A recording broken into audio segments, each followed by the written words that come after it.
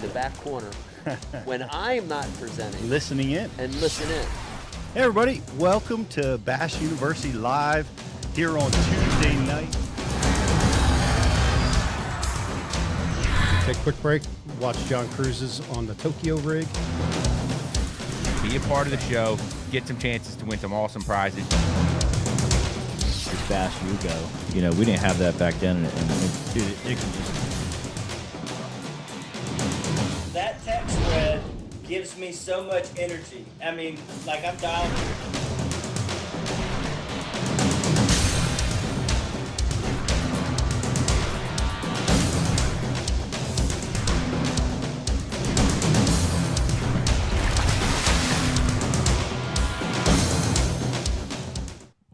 Welcome to Bass University Live. It's good to be back in the studio. We fresh back from the Classic. It was awesome to see everybody there, and we brought with us tonight Hank Cherry, the Classic champ. He's going to be zooming in, talking to us and talking to you guys. Going to be available for all your questions about how he won this Classic. 2 in a row. Amazing accomplishment. So few people have won 2 Classics, back-to-back Classics. That's a can-do questions. I don't know how many have done that, but not very many at all. And he's going to be with us here shortly. So we got a great Bash You Live tonight, guys. So come by or check it out. Get your questions ready. If you're a subscriber to Bash You TV, we'll use you on your one of your IM questions. We're going to give you some great stuff and hook you up. We got a lot of great giveaways tonight on Bash University Live as usual. And we have the Red, White, and BU promotion going on tonight, where if you subscribe now, we're going to hook you up annually. You get one of the Bash You hats, or we give you a great 50 days trial. So that's the Red, White, and BU Celebrate 4th of July holiday, which is right around the corner. So that's happening right now. Want to thank all the companies that we work with. We had a great time talking to Humminbird down at the Classic. Great products. Look for Mega Live. It's out. It's going to be available real soon, and we're excited to be talking about those guys. Empire Covers. If you have something that needs covering, I don't care if it's an ATV, a boat, a camper, you name it. Anything you're keeping outdoors, Empire Covers make outstanding covers, and it's built for your product. 15% off if you're a subscriber to Bash University TV. So make sure you guys check out Empire Covers. We've got over 800 instructional seminars at Bash University TV and growing. We're going to push 900 seminars here real soon, and we've got a lot of other great stuff coming up. I want to introduce our boys. We got BTC and Riz in the house. It's good to be back in the studio, guys. Yeah, it's great to be back. Great to be back on Bash University Live, talking to all our people here. I'm already chatting it up, Pete, with some of the guys we met down at the Classic. It was so great to meet some of our subscribers, the Bash University TV family. It's one of the greatest parts about being back to doing these things is just getting out and talking to people that, you know what, that we haven't talked to in a couple years. I had a great time down there, and it's even better to be back in studio talking to the Bassmaster Classic champ for the second year in a row. Second year in a row. Hey, amazing.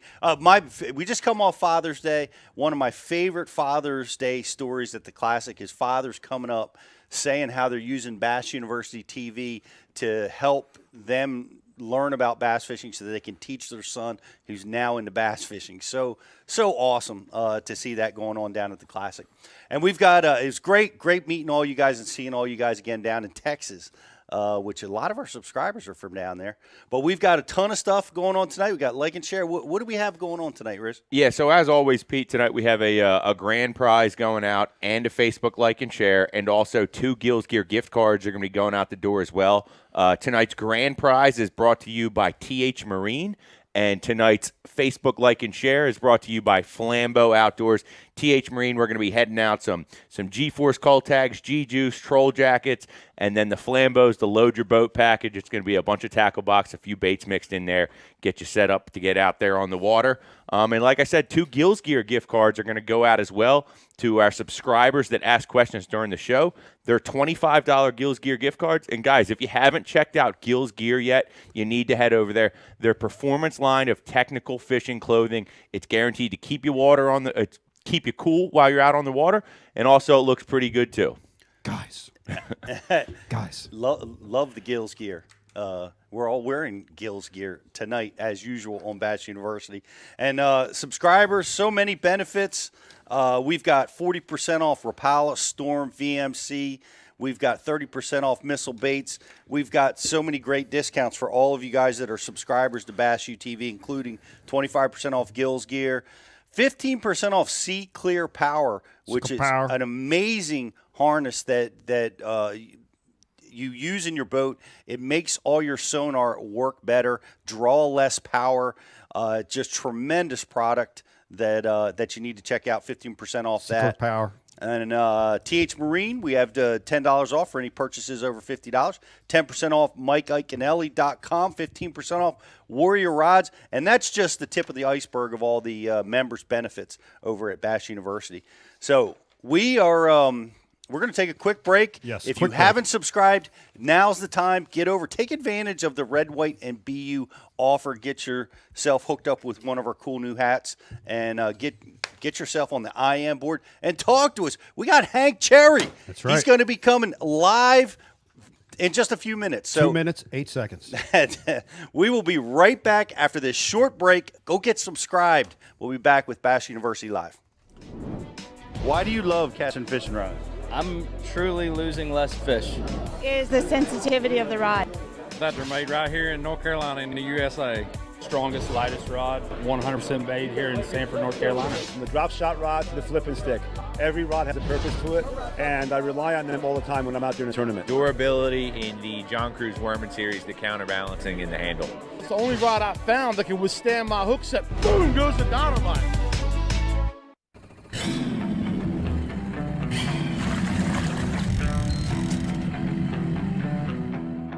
We're different. Some would say obsessed. There's no place on earth we'd rather be than right here, right now. Performance-driven gear, so you can fish longer, harder. Gills Performance Fishing. 2021 Red Crest champion Dustin Connell here, and if you watch live coverage, we just got done at Lake Eufaula. I caught my fish using the active target with Lowrance. What you didn't see is I run a Sea Clear power harness in my boat. One of the main advantages to running this harness is it does not drain my batteries down at all running my 4 units. And what that's going to allow me to do is I'm able to see my bait at 8 a.m. just as good late in the day. Y'all check them out at seaclearpower.com. You take pride in your boat, so it deserves the best protection possible. Our durable woven fabric prevents ripping and provides UV protection, and our tape seams provide protection against the elements. The heavy-duty shock cord hem and strap and buckle system provide a tight and secure fit. Our top-of-the-line boat covers come with a ventilation system to keep your boat free from mold buildup. Empire Covers, protecting what you love.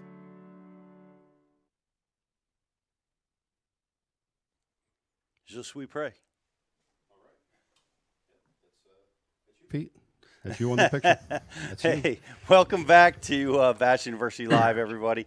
It is Tuesday night, and we're super excited. We've got the biggest man in fishing right now is going to be our guest. The biggest man. And you're all going to be able to ask questions, and we're going to be talking about how he won the Classic, the mental side, the side that the X's and O's, so many interesting things, but very interesting how he did it again. He did it again using a jerkbait, and it was spectacular how he's using that to win Classics. The first one he won in the early season, won this one in basically the summertime down in Texas using a jerkbait when that's not supposed to be the winner, the winning technique, but he's proven us wrong, and I'm just listened to his Bass University seminar about how Hank adjusts and uses a jerkbait in all seasons. It's called Jerkbait Flow, and it is a brand new seminar on Bass University TV released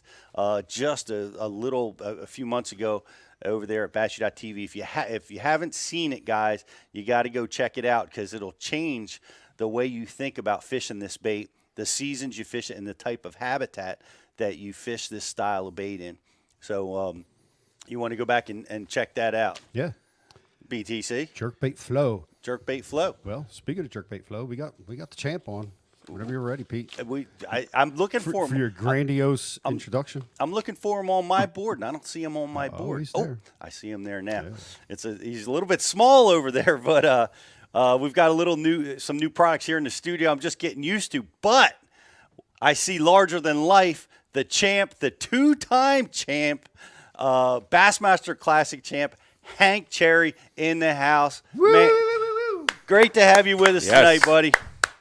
Good to be here, guys. Good to be here. My voice sounds a little rough, so just bear with me. Oh, man. Well, too much celebrating, Hank? No. No, too much talking. I'm not a big talker, and I've done a lot of talking the last week. This is his 87th podcast in the last 3 days. 87. Well, I appreciate you taking the time to talk to us and visit with Bash U. I was just commenting about your Jerkbait Flow seminar that you did with us earlier this year. It's just an exceptional, eye-opening seminar about how to fish that technique that so many people think is just for the springtime. Well, I mean, it's not a one fix for everything, but it's definitely got its place in a lot more situations than people give it credit for. No question about it. You won twice at the Classic with it, and I have a new friend visiting with me. How are you, man? Good. I'm doing good. Hank, how you doing? Congratulations. Congrats, Hank. Thanks, Ike. I appreciate it, man. It was awesome. It was awesome to watch it. I can tell you I was on the edge of my seat, Pete, for 3 days. Yeah. It was pretty awesome. I like those. I know you don't like it, Hank, but I like those events that are close, where you're sweating. As a fan, as a spectator, they were good ones. I know I jumped in here, and I'm very unprepared. I don't have notes, but I want to get. Can I get to something with Hank right off the giddy? Dude, the floor is yours. All right, Hank, I know you've talked about this a little bit, but I got to flush this out with you because I have had a lot of people in the last week say, God, I didn't know Hank was that good. I didn't know he was that good.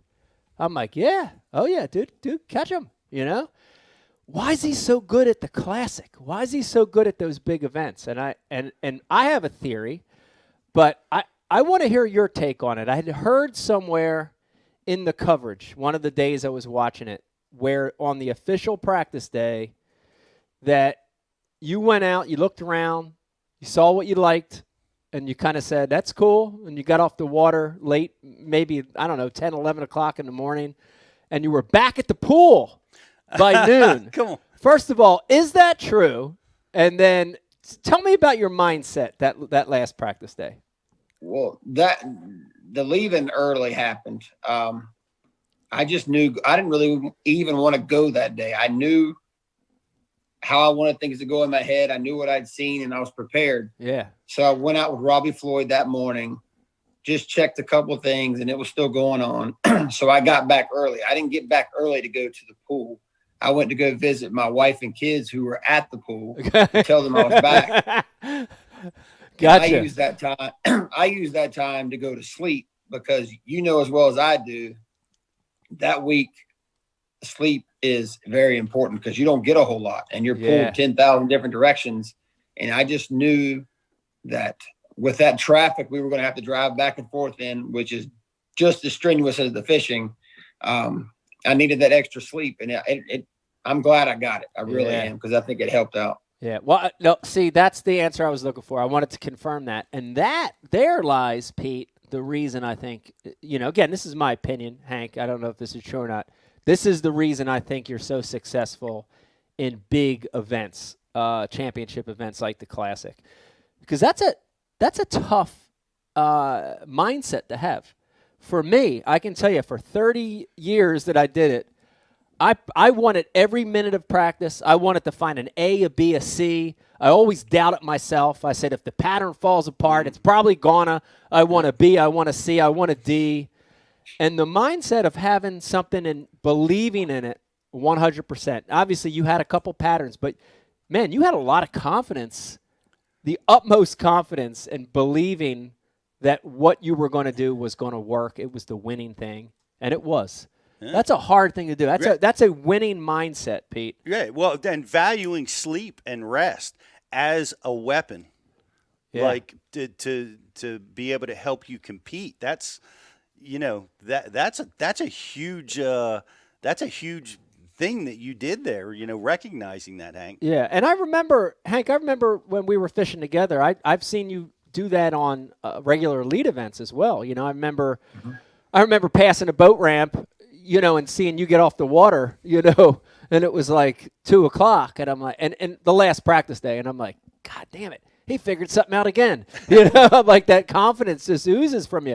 But I think a lot of people watching and listening tonight, listen, talk about that a little, Hank, because that mindset is a winning mindset, in my opinion. And have you always had that, or is that something you've adopted as your careers went on? This is something that I've just developed throughout the years, because I'm one of those guys, after, I would say, a good practice day, 7 hours, I've taken in as much as I can take in. And I don't want to spend any time out there just going through the motions. So, because I might skip over something I'm not paying attention to. Right. And I feel like that I process a lot in a short amount of time to develop a game plan. I'm not one of those guys that likes to check each end of the lake, this, that, and the other. I like to find a spot and kind of expand from there instead of having 10,000 places to run. But that just works for me. And I've told people that everybody's got their own thing. Like Brock Mosley likes to be out there from the time the sun comes up until it goes down. Yeah. I can't function that way. Right. And I'm just to the point in my career where I need my rest. Yeah. It's strenuous. There's a lot of things going through your mind, a lot of other responsibilities besides the fishing. And the better rested I am, the better I perform on the water. Let me ask you this, Hank, because I noticed this with myself. I solve a lot of those fishing problems when I'm off the water.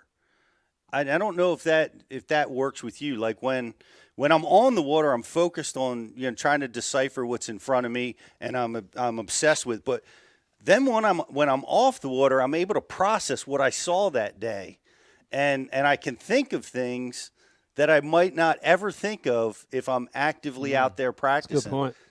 Does that happen with you? It does, especially if I've been back a while and it's in the evening, I want to check my batteries. I'll click on my units and I zoom out and I look at my waypoints, and I've got a pretty good memory, and I can go through every waypoint and tell you what that fish bit, what it was sitting on, what that fish bit, what it was sitting on. And when I talk that through my head, I develop a game plan without even really knowing that's what I'm doing. And then that's the same way I ended up starting where I started. I just went off a hunch because it just seemed to be overlooked, very short run, great looking spot, shad present. The bites I had there were big, had not been there in the morning time yet, but just knew that they lived there, and it just rolled from there. To me, I'm one of those guys, if I don't have to catch a bunch of fish to start the day off, but if you give me one or two, then I can get it rolling pretty quick. And I saw you do that right. You started out of the gate strong on Classic Day, but when did you find that at practice? Was that your last day of practice when you located that, or was it early in practice? No, that particular point, I think I found it midday the first day, and just kind of thought about it because of the wind and the scenario, that it just happened to be happenstance. But Mike, actually, from listening to him, I learned, one time could be an accident, 2 times there's something to it. Yeah. And then as I went on down, as I thought about it and I zoomed out and looked, and I saw actually how many bites that I had in that area. And I'm like, this is their key spot. If anything's left coming in, anything's going out, they're going to stop here before they venture out or in. And it just happened to be a great place. Yeah, man, it was a heck of a start.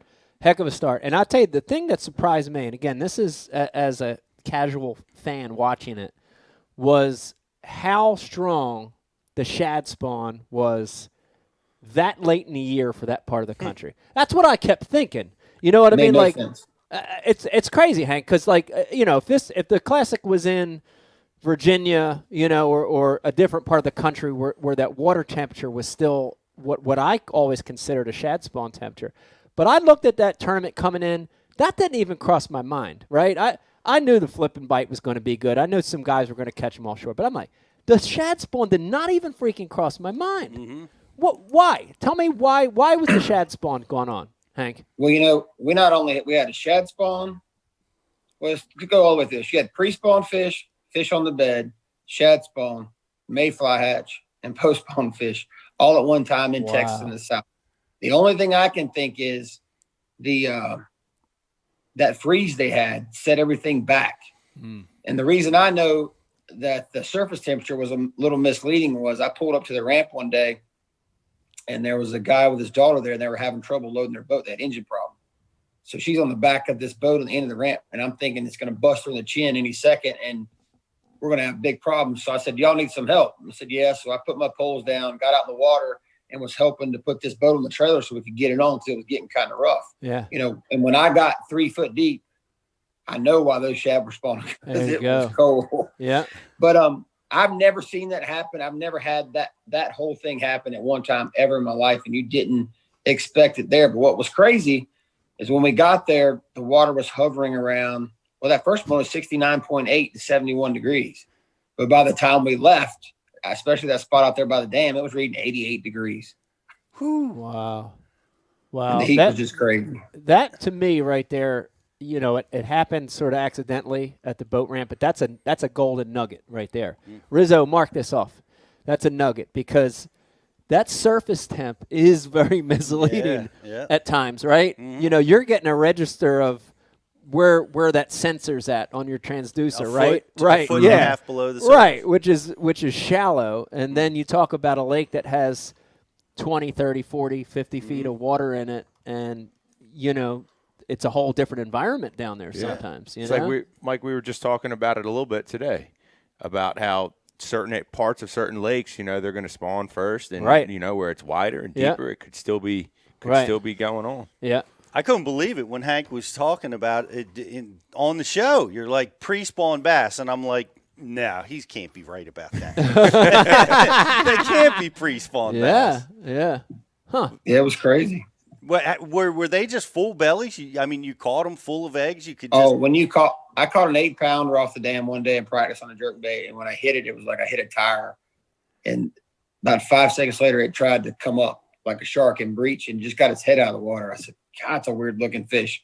When I got it up there and I grabbed it and I brought it up, it was just like perfect tail, big gut, never been close to the bed, never been close to spawning. That one I caught, the first fish I caught on the third day, had never been to the bed yet, just fat busting. Wow. It was just really weird that all that was going on at one time. That's crazy. That's crazy. Hank, real quick, for our viewers and listeners watching right now, not all of them are super hardcore fish heads. Some of them are just getting into it. Some of them are avid. Describe some of the ways a shad spawn is going on. Give our viewers and listeners some examples of how a shad spawn's happening. You can visually see them.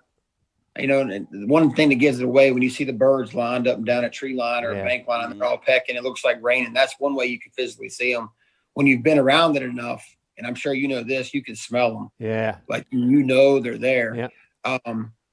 The cool thing about where I was fishing was they were on that point. It was bigger shad, and they actually left a slick.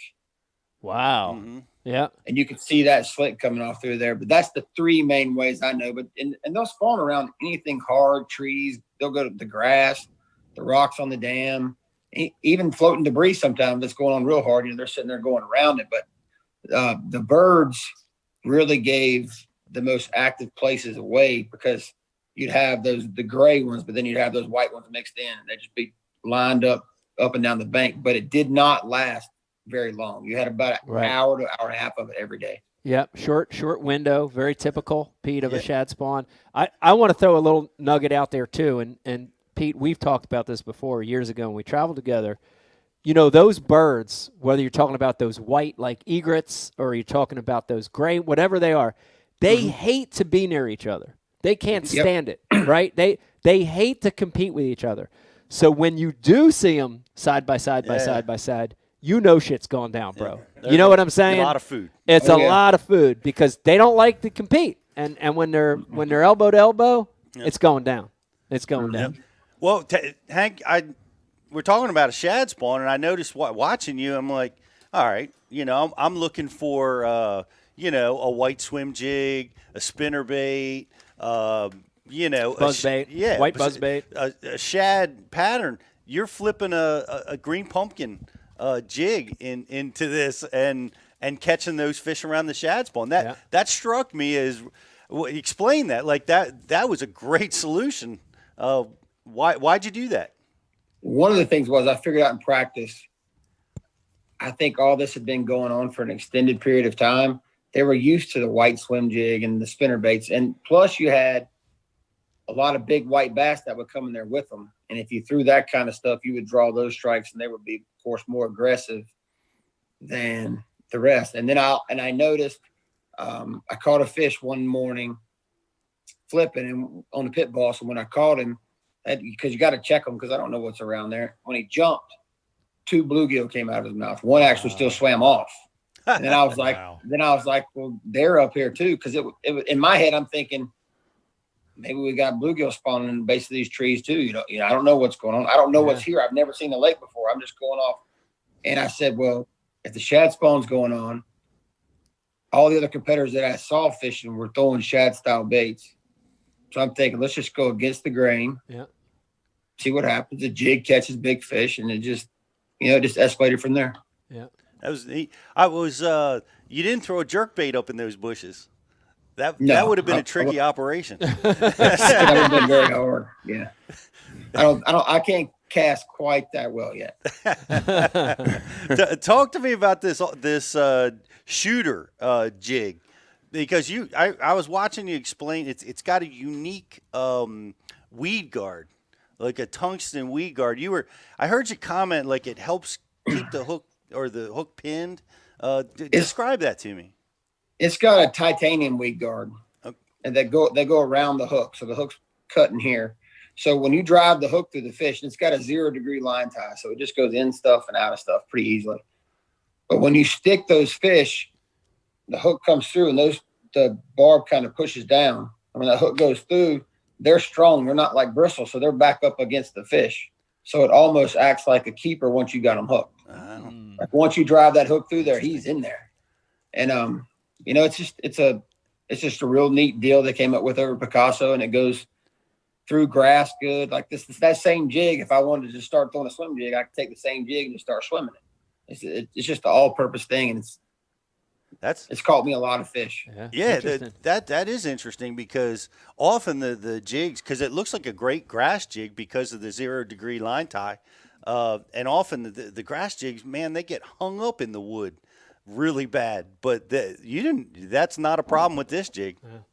No, I didn't have any issues with it, and that's the way they planned on it. Like at home, I just played around with it a lot, throwing laydowns, watch how it comes over. And I think sometimes that traditional style where it's kind of got that offset, they tend to roll a lot more.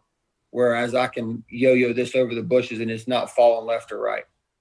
Gotcha. Well, the jig was awesome, and getting them. But the big, I want to get back to the rip wrap. I want to save that because that was interesting, so unique to me. But the thing I want to talk about now, because we're talking about flipping in these areas, you made a monster adjustment on day 3 when it got tough. You downsized. Yeah. Take us through your mindset. Did you downsize like before you started fishing? Did that occur to you as the day 3 was developing? Yeah. How'd that go? By the way, that was a winning adjustment. Like when I watched it, there were a few really key moments that stood out. And that was one of them. I think the rip wrap was another one. We'll talk about that in a second. But that adjustment was really, really key. Flush that out with us, Hank. I had rigged up that rod just in case. Because pressure and big line and braid, you make a lot of noise. And, you're still fishing around on a lake that's got great quality. The quantity is just not there. There just didn't seem like there's a lot of them in there. And when you have extra thousands of acres because it's flooded, it's harder to get to. So I broke off, and it just dawned on me. I was like, you rig that rod up, you put that little quarter ounce, let's just see. And to me, it was just, hey, let's just change gears. We'll do the same thing, different style, and see what happens. And, I'm going through and I'm pitching it. And what it made me do that day was, with that smaller line, that smaller weight, I had to start paying more attention to how I put it through there, because I couldn't rely on the weight of the bait to take it through the bush or through the tree. So, and then in a sense, it kind of re-triggered me and zoomed me back in focus wise. And when I caught that big one on it, I mean, I'm telling you, that's the dumbest fish in the lake. It just is. He's not supposed to, because the bait, you really can't pay attention, but the bait kind of hits the limb and kicks right. And he swims out of the bush to come eat it, goes back to the bush. I just kind of half set the hook on him, and then he decides to swim out of the bush again and come to the boat, and I just boat flipped him. So, it's meant to be. That was kind of but that set a thing off in my head that, okay, that's 3. There's got to be some more fish in this area. I mean, this area has gotten you this far. There's more here. Yeah. Then I turn around and I pitch right back to the trees that I had just fished and broke through to get to that bush, and it hits the bottom, and I pick up on it, and boom, number 4's got it. So I'm thinking in my head, okay, it's a tough day, but we figure something out. So we need one more bite. I go back over to that point where I started every day, and I was like, they haven't seen this. And I was like, I know there's got to be one more there. And I don't even get the next flip out of my hand, and it never hits the bottom, and boom. And but to me, changing up, in a sense, I was doing the same thing, but in my head, I was doing something different. And that's just worked for me. That's worked for me in lots of places that I've just traveled around. And I think really that experience comes from like fishing places like Santee, when they get pressured around the cypress trees, and you can be throwing the same bait on 17-pound line, and you switch to a spinning rod with light braid, a 6-inch worm, and to the same spot, and a 10-pounder grabs it. Sometimes I think you got to just switch gear sometimes to make the train go. Yeah, it's hard to do it when you're in the Classic and you're catching winning fish with that jig. Yeah, because you've had a rhythm, right? Yeah. You've had a rhythm established. You've had 2 good days. It's hard to make that change midway, but it is another great example of how getting finesse can solve the problem, right? And that was like, I consider that like power finesse fishing, but it's still finesse fishing. Absolutely. Lighter line, smaller bait. So finesse wins again. Woo! Victory for finesse. You've done that a few times, Mike. But Donavino is rolling around right now, scratching his ass. Yeah, he's excited. One of the things that I haven't seen you talk about is, I know that you caught some chatterbait fish too, some vibrating jig fish. You just seem to mix that in. How did that work out? That was really going to work with the wind blowing. The first morning of the tournament, it was basically the first cast at the first tree. After I never make the first cast where I think I'm going to catch one, then I reel in and make my cast, and I basically hit the tree, clicked over, 5-pounder. That was the first morning, first cast. I was like, okay, this is going to be a pretty good day. But the problem with it, no matter what brand I tried, it was hard to get it clean through a lot of that stuff. Yeah. And here's the deal. Like, I like the Picasso shock blade, but it stays down in the water column no matter how hard you pull it. So it's better coming through like milfoil and hydrilla because it cuts it up. Then you have like the jackhammer, which is a good bait. Everybody throws it. But if you reel it fast, it rises. So it's hard to keep it around the base of the trees. But yet you can get it to come up over stuff. Then you have the regular chatterbait, which kind of got the same tendency. So I had 3 or 4 of them laid out, and everybody was like, you catch them on that one? I was like, it just depends on what I'm throwing it by as to which one I'm going to catch it on. But I've learned that with fishing those style baits, that they're not built the same. They're all different. Yeah. I mean, there's 3 or 4 of them that are out there that are really good, but they have their place in time. But I would just sneak that in and just keep them honest, and like I said, again, it was just a different way for the same presentation for me. Yeah, if that makes any sense. That sounds like a future BU seminar right there, Pete. Flushing out a chatterbait, because a chatterbait's not just a chatterbait; it's a broader spectrum. Boy, that's a mouthful. That's a mouthful, yeah. And there's weedless modifications and all kinds of things. All kinds of stuff. Hank, I got to ask you something. We've asked a lot of people in the last year or two the same question. Do you ever fish a tournament nowadays and not have a chatterbait tied on? No, it's on 20. that bait's on 24/7. Me and my son fished last night. We fished in a little night tournament because he was wanting to go fishing so bad. We actually tied for first. We had a good time. He kept all the money, didn't give me any. But it's kind of funny because he's been around me so much and we've done it so much. We both had he had 4 rods because he always takes 4 because he likes to blow a couple of them up. But we have shock blade, jig, and like he just knows it's one of the best nighttime baits ever made. They crush that thing night around riprap. So, but no, there's never going to be a time. I can't imagine a time that I'm not going to have that bait tied on. Yeah. And it just won, a Major League Fishing tournament on the Potomac River. Just this past weekend. It's two back-to-back wins. It was involved in it anyway, but Major League Fishing. Yeah. On the Potomac River. What is it? MLFLW? Oh, FLW. Did you notice that color on that chatterbait? Yeah, I did notice that. I didn't notice. Oh, red. Huh. That much I noticed. Huh. But maybe. But Hank, I want to go to the riprap because there's so many interesting things. Now you've done this twice. We watch you win a fishing riprap in February, I think it was at Gunnersville, and now here it is June. You find another stretch of riprap. Yep. What was going on there? Was that a pre-spawn, post-spawn situation, or was that a shad spawn situation? What was happening on the riprap? Was that the main dam, Hank? That was the main dam itself. And you said, Hank, you said something early on here that really clicked with me. You said it's a place that I think you said they have to stop there, or it's somewhere where they have to be if they're coming or going. Is that something? Is that something you kind of always look for in every tournament, like areas where you feel like they're going to have to be or have to stop? When I just feel like on any system, there's always places that are going to have fish. Now, it might not be the right spot, but I've always said if I'm fishing in a tournament, I don't have to be in the right spot if they're only seeing my bait because I've only got to catch 5.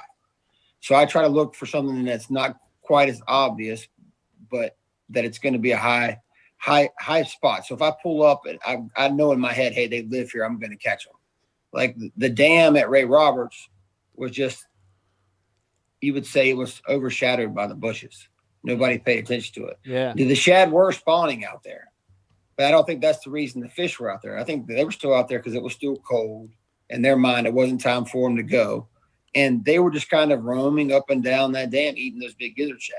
That dwindled away as the tournament went on, but there were some ginormous bass out there. I mean, I've got pictures of them on my phone. They were big. But myself just knowing, hey, they're out here. Nobody else is messing with them. And I made sure every time I was around the area riding in practice, I was looking, hey, do you see another boat? I didn't see any boats. And I knew with as big and as long as that place was that I could get a few fish off of it every day if I needed them. Yeah. And you did it. I mean, they weren't the big ones. It didn't seem like I don't remember seeing you catching one of the giants. They were coming off the trees and the bushes. Mm-hmm. But man, those were some important fish caught off of that riprap. Yeah. Yeah, I caught a couple like 3 1/4, 3.5 pounders, a couple 17-inch spotted bass that were just total surprises. But I mean, every one of them counting. And I just, you get to that point where after the first day, I was in third.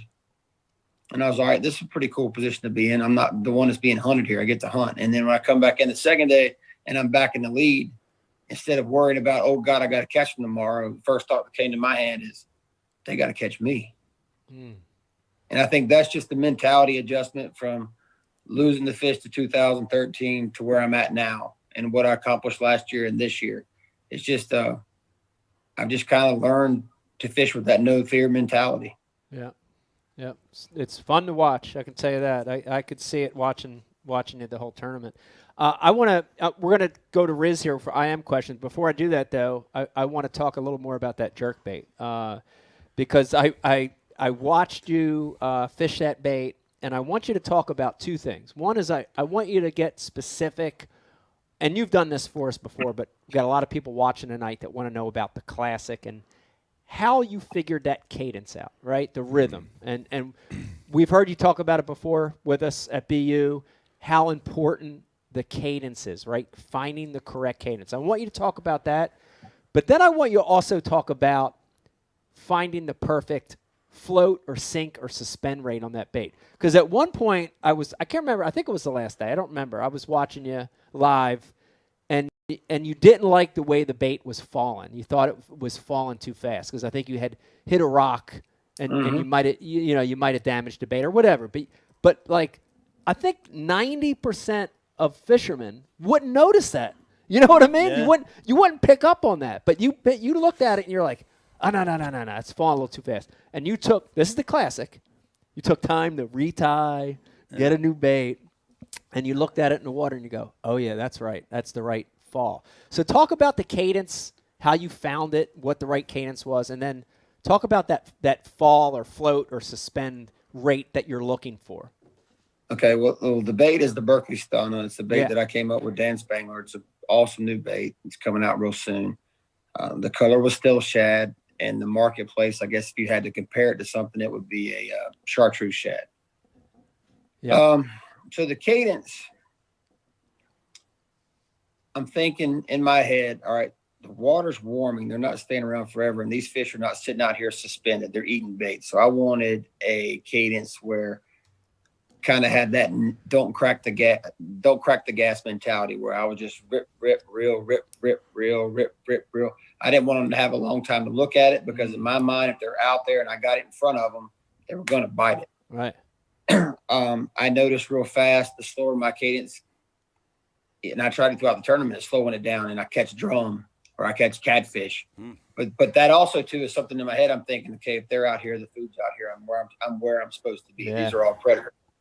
So that's how I came up with that cadence, and I got so much confidence in it after I caught those few big ones in practice. I was like, this is the way to go. Now I would alternate and throw the third one in there and maybe pause a little bit depending on how far I threw off the riprap. But I just had it in my head, and I've done it so many times. We had a TTBC, whatever it was, a few years ago at Rayburn, and I caught them on that same cadence over top of the grass, just rip, rip, rip, rip, rip, rip. That's just something that's always been effective for me in the warmer months. The less they can look at it and just seeing it come by, I think they just reach out there and grab it. Yeah. But now the sink rate, like I'm not a guy that likes a jerk bait to float at all. And I really don't want it just to sit there and suspend because I think about it in nature, like what actually just sits there and just doesn't move. Right. You know, I always like my bait falling away. And what's cool about this bait is when you get done jerking it, it's got a shimmy to it as it falls, kind of like a spy bait does. Ooh. So it still looks alive in the water column. Yeah. And I feel like with the bait sinking, it's still doing something when I'm not moving it, especially in the colder months. Yeah. And it's getting down there to it. Like, and as far as rate goes, that's all determined by how they're biting your bait on any particular day. There's not one way that I could say, hey, this is the best way, this is the wrong way.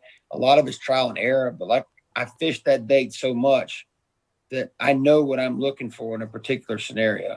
And I start with that, and then I work my way up from it. And most things you can do are you can change hooks, you can change split rings, you can change line size. And people will tell me, well, I tested it in my tank.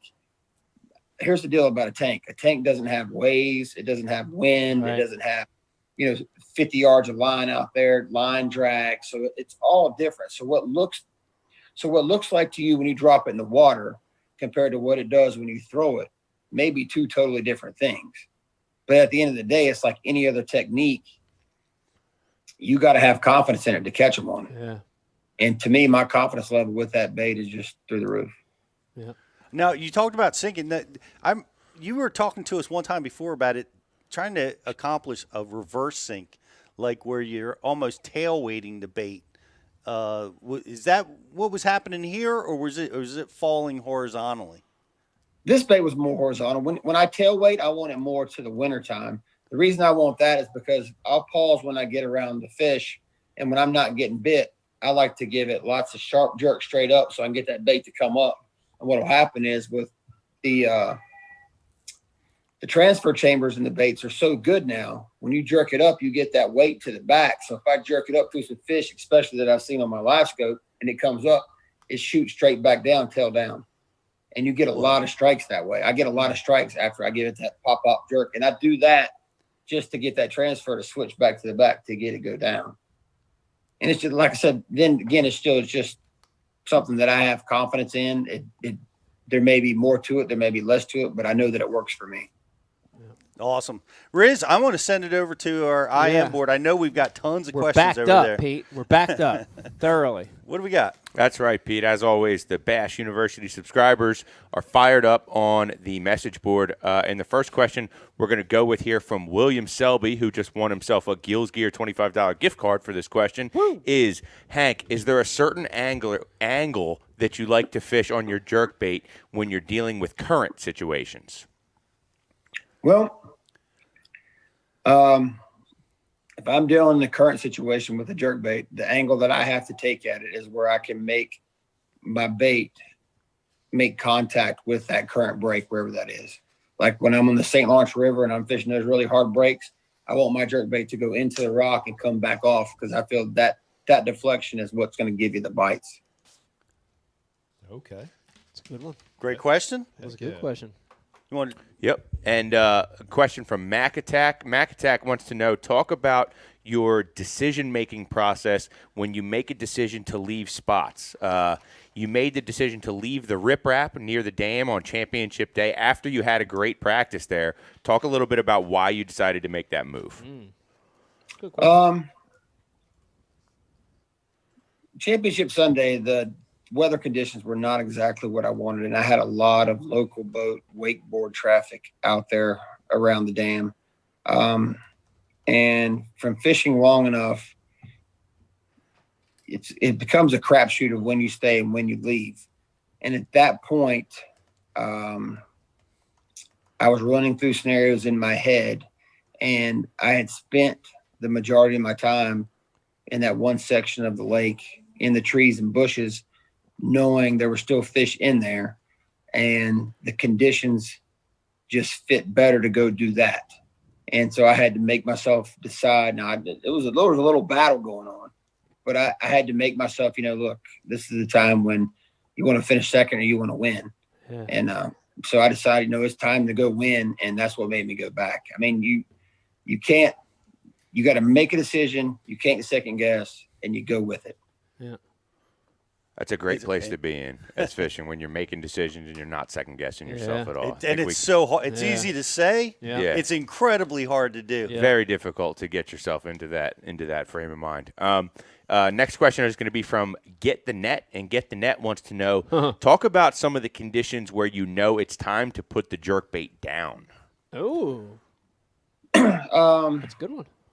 For me, lack of wind, a lot of heat, lack of bait fish presence.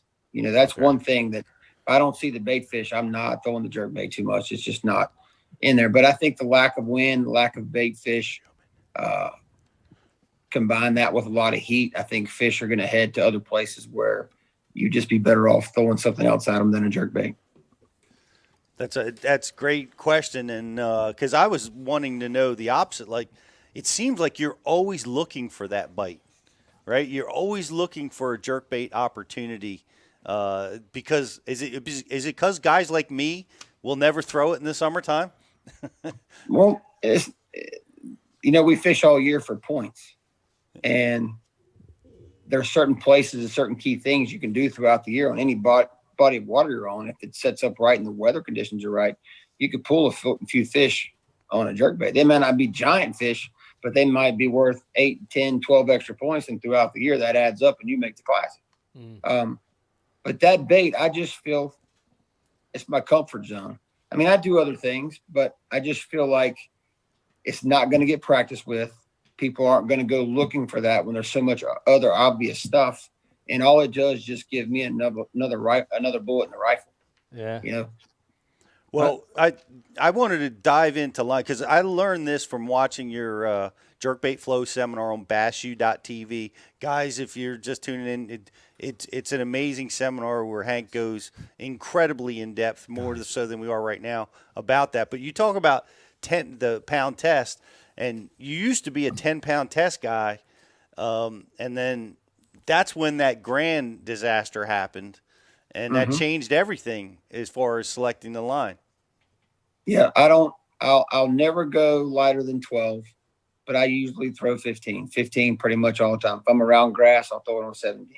I don't think the line affects the bait. I've got to the point now where when they hit it, I drive the hooks on them and they're coming to the boat. You know, and I've got it in my head, especially with the jerkbait. If it's 4 pounds or less, I'm swinging him. If it's bigger than that, I'm gonna grab him with my hand. But I'm done with the playing them out and walking them around the boat and, you know, oh God, I'll let it go. I'm just not doing that mentality anymore. It's cost me too much money and too many fish. Ike lives for those moments. I live for those moments. I love to have my heart broken. No, I'm intrigued by this, I love the philosophy. But tell me, so in your mind, so in my mind, and I don't do it for the drama, Brian the Carpenter. I do it. It just fits really well for you. I know it does, but it just works out. In my mind, I always was a firm believer that an extra 6 inches in diving depth, an extra foot, at times, can make all the difference in the world. So you're telling me that you're as comfortable getting that bait deeper on 15 as you are with it on 10? 100%. Wow. Because if I don't think it's deep enough, I can change things on the bait to get it down there. Right. Then I can tell you too, I'm 100% more comfortable when I get an 8-pounder hooked on it with that 15-pound line than that 10. Right. Wow. No question. That's awesome. I watched him manhandle those fish. I mean, you just watch him. You can tell he's not dealing with 10-pound tests. Yeah. Now 15's safer. That's for sure. Oh my gosh, yeah. Yeah, you can do a lot. You can swing a lot with it, but I don't know about your hooks. You talk about the emotional loss of that the Grand Lake scenario, and Matt Airy fished a brilliant classic, but boy did he have some unfortunate fish losses in this tournament. I'm sure you can relate, or have you even talked about it with him? Yeah, we've talked. He was asking about that big one that I lost on the jerkbait that hung me up in the brush on the dam. That one that I hook in the bushes that's shaking all the bushes. Looks like a gorilla's in there going crazy. And then, you saw his frog fish. But we knew before this tournament that like there were going to be lost fish. But when you're fishing that way, things are going to happen, especially around all those trees and bushes. It was very unfortunate for him, but I told him, I've been where you are, and you can either let it knock you down or you can flame your fire, whichever way you want to go. And Matt's a great fisherman. He's going to win one sooner or later. It's just the way it is. Yeah. He is. He's a good fisherman, but it's that saying goes, like, when it's your time, you can't screw it up. Yeah. It's like getting struck by lightning. On the bright side, Matt didn't have to do 87 crappy podcasts. That's true. That's true. Might have been better to come in second. He's still been doing a lot of them. And, we both joke around about it, me losing my voice, but I'm going to do every one that people, they call me, I'm going to do it because, they tell you, be careful what you wish for. This is what I've wanted my whole life, and I've got it, and I'm just going to enjoy it. It's awesome. It's awesome. Why? I want to ask you real quick, why are there so many good anglers that come out of North Carolina, out of that area? Because you look at the list, it's stellar. I mean, I could think of a dozen off the top of my head, just unreal anglers that are within an hour of where you live, Hank. Why is that? We know a lot of us because we grew up fishing around such crappy fishing. The truth, right? Like you really had if you could catch. You've been to Lake Norman, it used to be. It's better now, but like back in the day, if you could catch 11 pounds, you could do something. You could go anywhere and catch one. Yeah. And we've been beating up on each other since we were all 20 years old. I mean, you could show up to a tournament and you'd have myself, Thrift, Airy, Baseball, Baumgartner, yeah, Alton, LaHue. I mean, it just keeps going of all the guys that were around here fishing. And it was just like, it's like having a semi-pro tournament. Andy Montgomery, Shane Lineberg. I mean, at one time we could have had 15, 18 guys here that were all actively fishing a professional tour. And it's just, another thing that's amazing, I think that helps us, is our local competition is so stiff. I still fish the winter trail here. I fish it with my son now when I can, or my other partner, Jerry. And those guys, they don't lay off. I mean, they're out there, they practice, they put their time in, they're there to beat you. And I think a lot of the wintertime cold water stuff, that's where I've gotten my advantage and learned most of my skills, because to even try to win around here, you had to be on your top game to beat those guys. Yeah. See that, Brian DeCarpenter, fish the winter leagues. That's right. I do sometimes. Yeah. You know, that area that they're from in North Carolina, Mike, too, what's beautiful about it is that you can fish pretty much all year round. You guys don't get a ton of ice, if I'm not mistaken, right? No, we don't get a ton, but see, that's the beauty about my house. Like Lake Norman, when the worse the weather, the better they bite. Right, Colder right. and So, nastier and rainier, the better they bite. In that part of North Carolina, you don't get ice, but you still deal with like wintertime cold conditions in that part of the country. Like it can still get frigid outside to where you don't feel your hands, but you can fish every damn day still. Yeah. You know what I mean? There's such a big part of the year where here we have crappy fish and we have a lot of pressure, but we can't fish a lot of the year because the lakes are frozen. Down there, you can go out and fish, you can get out on the water, but you're still dealing with like those cold conditions, and sounds like a great place to be. It does. Now it's come along. See, from my house, you can be at Jordan Lake in like 2 hours, which has giants, and Falls, which has giants, and Sharon Harris, which has giants. But the problem in North Carolina is nothing has giants for long. The smaller lakes had them, and they kind of come and they go. And, even at Lake Norman now, wintertime tournaments take 20 pounds to win sometimes, which is unheard of. And a lot of that spotted bass, and it wasn't too long ago, they were trying to kill all them. So there's no telling. Why is it that the big ones go away? Is there too much catching and cooking going on down there, or what's happening? I think COVID had a lot to do with that, with the fishing pressure. But I think what happens is a lot of local guys, especially now that you've got big spot and the mixture of the spot and largemouth, they're trying to catch a fish on the bank that's out in 40, 50 foot of water chasing bait. Like if he doesn't want to be on the bank, he's not there. And then they'll get him complaining towards the end of the summer. The fishing's terrible, the fishing sucks, and then about cold front comes through October, November, and all of a sudden, boom, 19 pounds. It's good again. But I still think you can catch a fish. You can't catch a fish shallow that wants to be out there roaming around chasing bait. It's a cool part of the country. I know we got to fish the Cash and Rods event. Hopefully we'll get back to down. What was it, Lake Jordan we fished? Jordan, yeah. Unbelievable amount of bait in that lake system, Hank. I mean, there was bait as soon as you start idling, your graph starts firing off bait from one side to the other. Never seen anything like it. It was like I couldn't believe it. Giants. Yeah. My personal 5 best fish on a jerk bait they weighed 30 something, but they came out of there. They're just that place has got absolute giants in it. Hank, I gotta circle you back around just get you back on the jerkbait for 1 second. I need to know about your hooks, man, because if you're using 15-pound line and you're manhandling these fish, what kind of hooks are you putting on that thing to feel good about boat flipping 4-pounders on a jerkbait? The same hooks that come on the bait. Those number 6 EWG short shank fusions. The same ones that come on the bait. Three number 6s. I'll change to the 4 occasionally, but the way we've got it designed, and trust me, I did it all winter when I had it 4-pound spotted bass. Instead of worried about getting my hands cold in the water, I just flip them up in the boat. And what I've come to find out is those smaller hooks on the jerk bait, which if I get around like Florida, those places that have those fish with those giant mouths, I go to that bigger hook because I feel like I need a bigger, something to get into it. But I've just seen it over and over again. If I get a good hook up with those 3 6s in there, I'm flopping them in. It takes pliers to get them out. And I'm a huge fan of the EWG style. I'm not a huge fan of round bends on a jerkbait. Why is that? I've just had too many of them straightened out, especially stupid smallmouth. When you get them in the gill on the side of that face and they start doing that cutting up, they'll spring them and straighten them out. I'm just not a fan. I just feel like if you can drive that EWG through them, you got a better chance of getting them in the boat. I caught one actually in the Classic on the third day. That big spot I caught, like that one hook, one number 6 had him right in there. I mean, that's a 2 3/4 pound fish. That fish comes off. I told my wife that fish comes off 90% of the time. And when it got to the top and I saw it, I didn't hesitate just to swing it in the boat. And I swung it from 6 feet to me. How about that? How about that? That's awesome.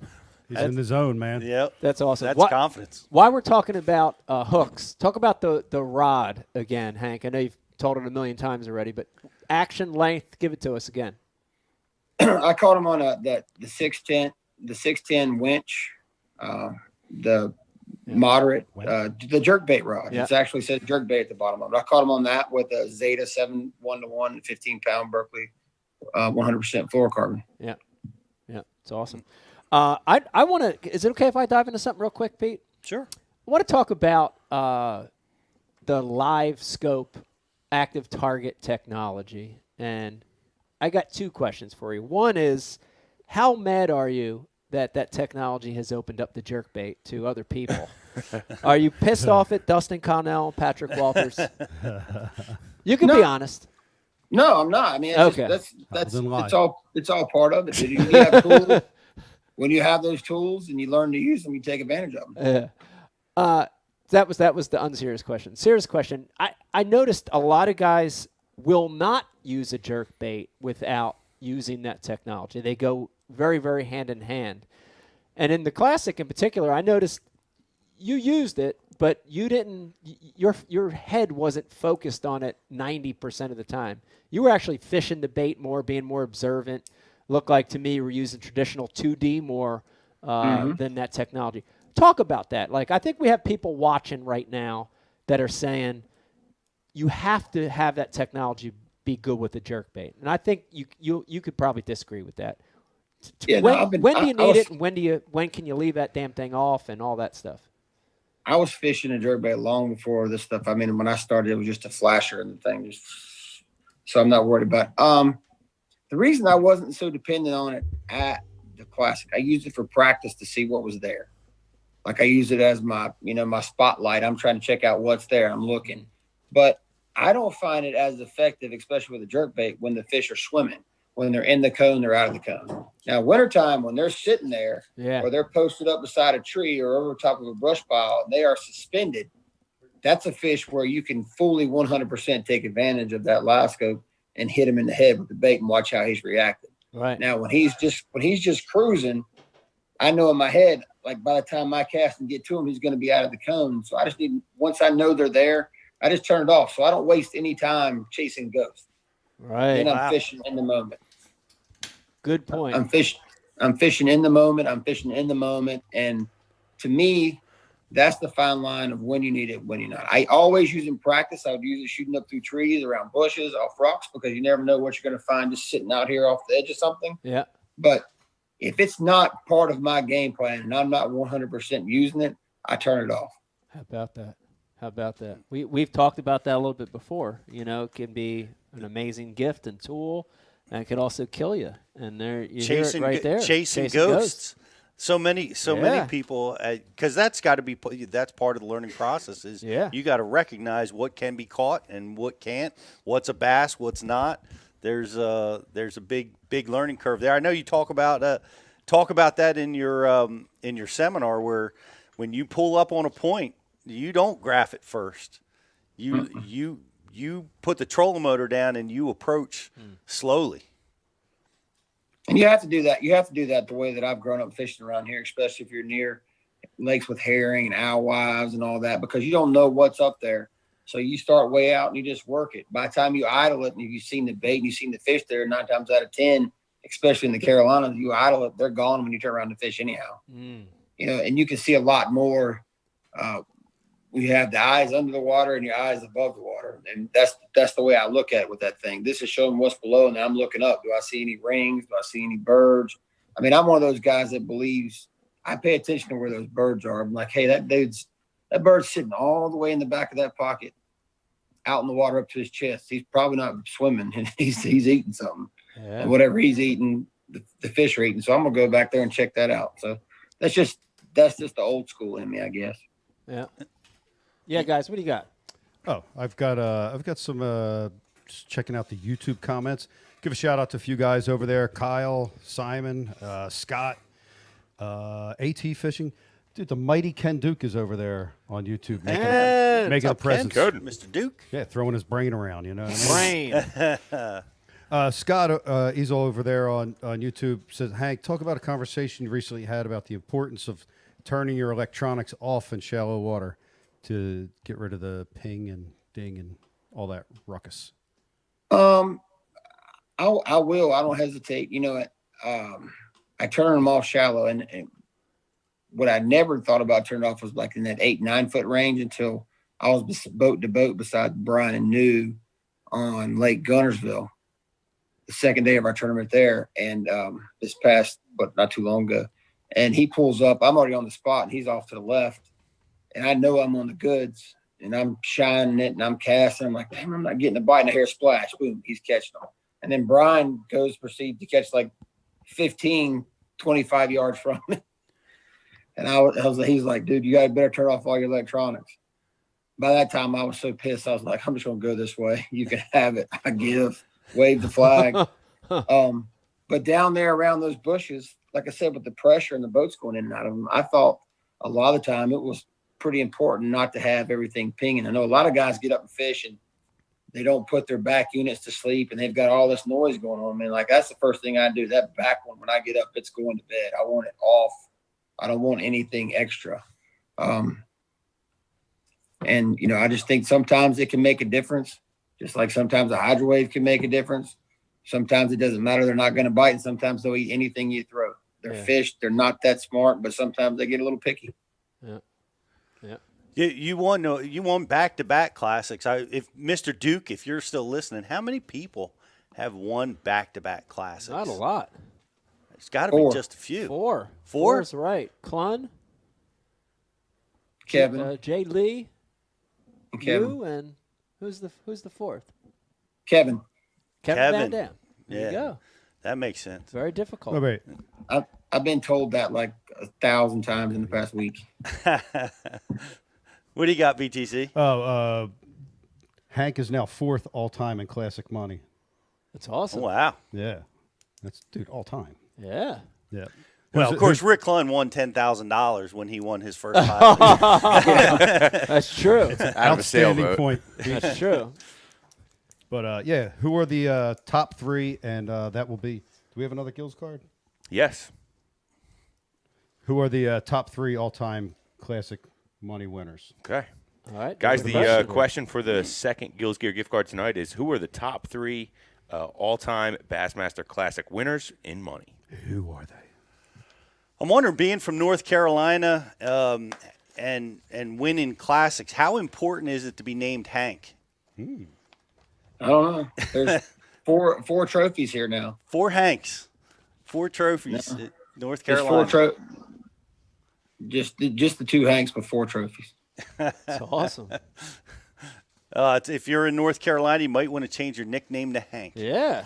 Everybody's changing their name. Might get you in the winner circle. But Hank, one of the things that I love about watching you is your mental approach to it, and you've got so many things that I've heard you say that are, I think, really cool about the luck. You talk about that it's not a real thing, but you pulled out your PMA bracelet that you wear, and G gives that positive mental attitude seminar at Bash U and others, and you wear it. There it is right there, man.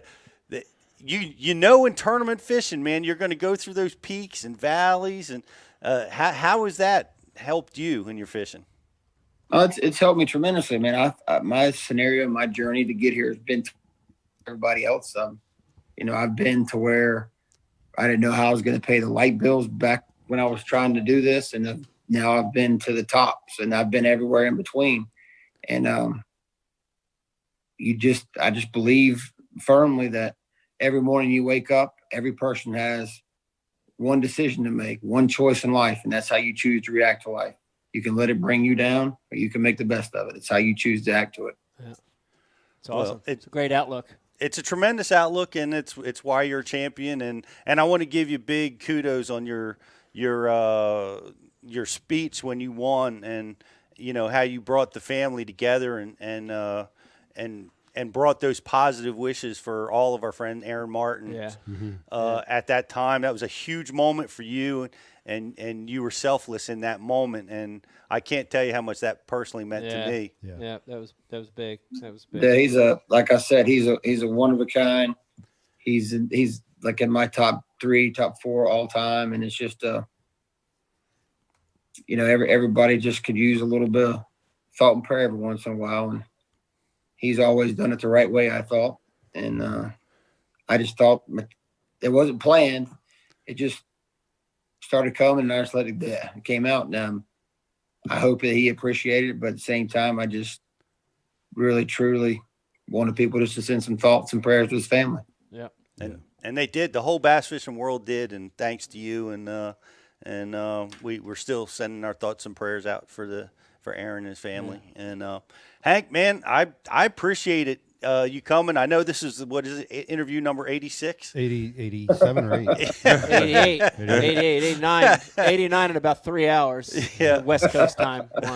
Hank, good luck in the next couple events, too. And can't wait to talk to you on Ike Live. I promise we won't have any fishing questions on Ike Live. There'll be no technique. There'll be no bait, no lure. It'll all be new on Ike Live. I That's promise. a week from tomorrow. A week from tomorrow. I promise you. Yeah. So we really appreciate you coming on BU tonight, Hank. Thank you very much. Thank you, guys. I appreciate it. Thanks, buddy. Thanks, Hank. Have a great night. Two-time Classic champ, Pete. Two-time. Not amazing. 1, 2. Do-way. Yes. Yes. Poopalame. Poopalame. Giacomo. We need to talk to that guy, too, man. He was hype, man. What a fireball. What a hype Italian. I like it. Yeah. It was great. I invited him up here. I figured because you're Italian. Invite him up. It's like, you guys just do that. I got to tell you, it's funny. Come up and break bread, I know this is just BU and not Ike Live, and I shouldn't tell these stories, but I have to tell this one. So I was watching it because I was actually into that one. I'm normally not into the FLW coverage as much, but I like that one. I was watching it, and Vegas was poolside and Stella, and I'm watching it. I got sitting there like this, and he's on camera, and he's talking, and he's getting excited. He catches when he's talking, and Vegas not even looking. He's on the other side of the table, and he goes, Dracula catching fish? Dracula? Yeah. Is that Dracula catching fish? It's funny because the guy from Mullock sounded like Yeah. What was his name? Stefano? Yeah. Stefano. I was like,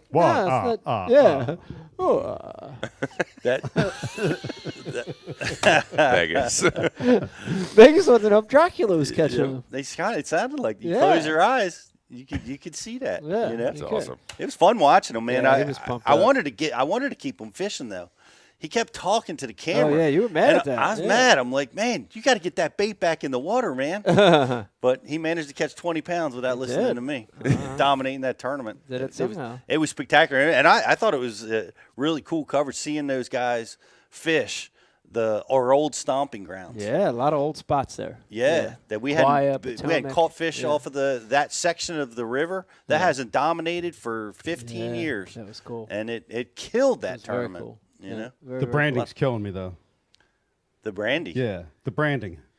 It can't be MLF. MLF is the big tour, even though it's supposed to be the BBT. It's MLF. Yeah. Never says MLF. It's MLF on this, and then it's MLF on the other series. Step down from that. Yeah. Just call it the Tackle Warehouse Tour. Something. That's the way to do it. Yeah. That's our boys at Tackle Warehouse would love that, and it's they're the title sponsor over there, so that's easy to track it over there. 2W rocking this 2WT tonight, by the way. What's up? Shout out to Corey's. Shout out to Corey. Yeah. We've got a cool Tackle Warehouse piece tonight. Yeah, he sent me. I got a swim bait in the mail from him today.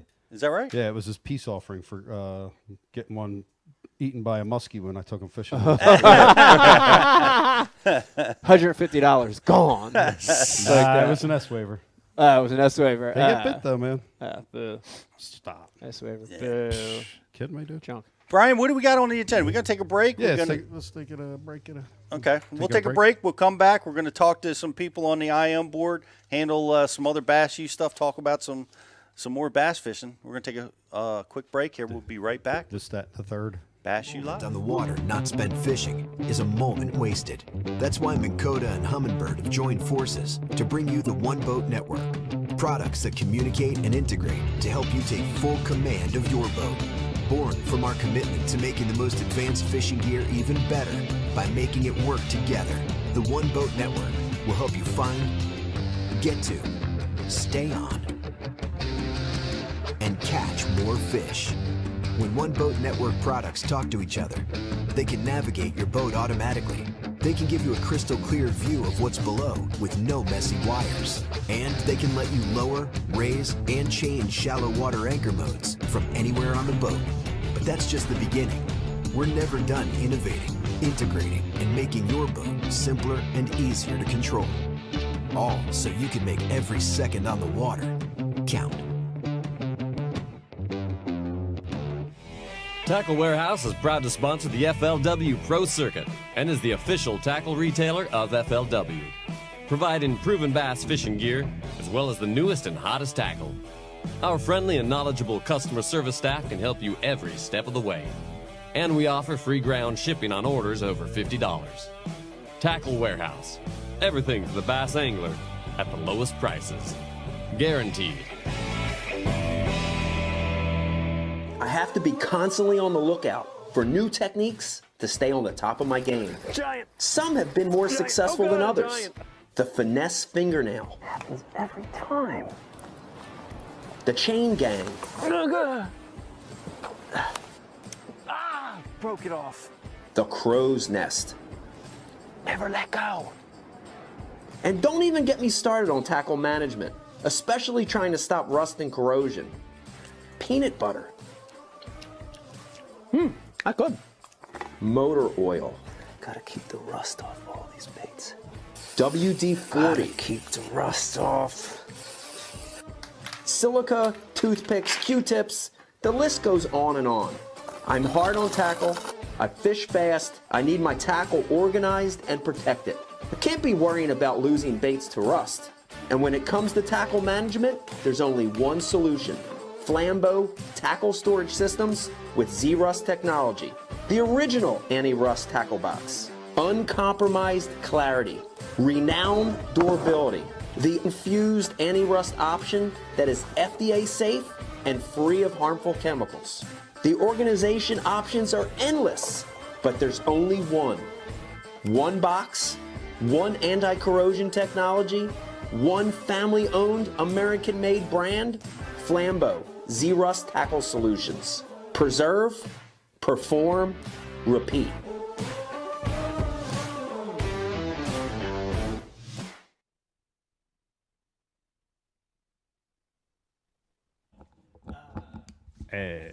And now we're live. Okay. Hey, everybody. Welcome back. Brand new edition of Bass U Live. Pete, I want to tell you, it's nice to be back in the studio with you. Yeah.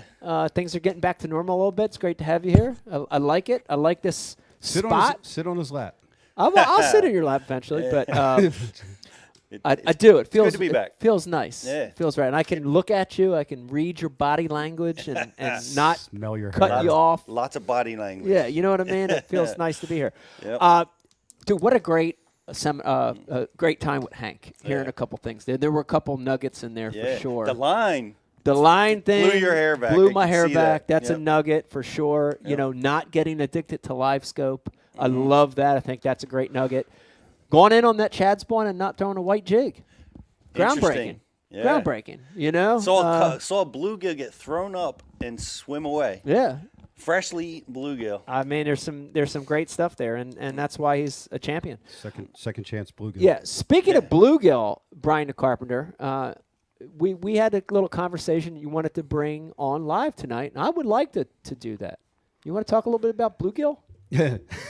Bluegill? Yeah, so let's talk about bluegills, guys. Let's talk about bluegills. Bluegill crush. Bluegill crush. Welcome, guys. Part 2. Bluegill crush. Yeah.